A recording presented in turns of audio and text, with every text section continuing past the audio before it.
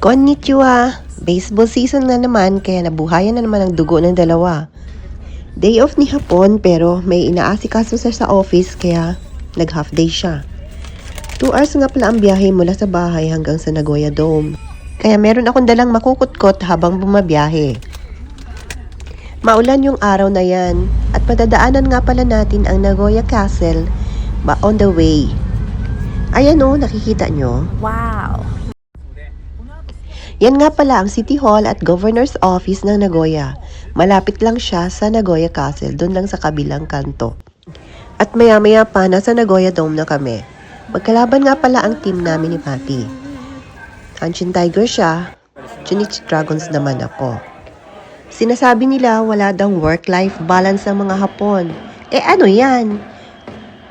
6 PM nga pala ang start ng game, so after ng work nila, nandito sila para manood.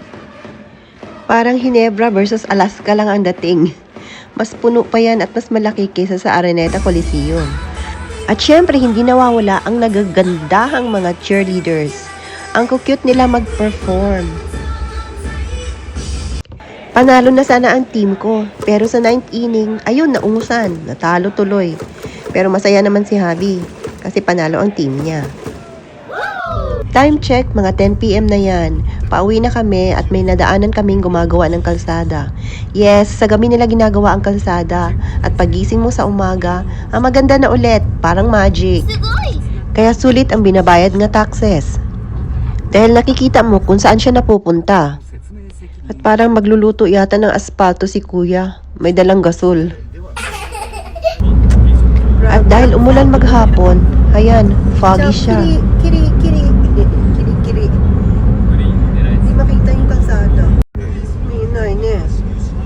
Zero visibility. Almost zero visibility. Almost midnight na nung dumating kami sa bahay.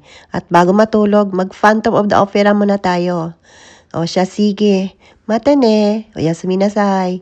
Bye!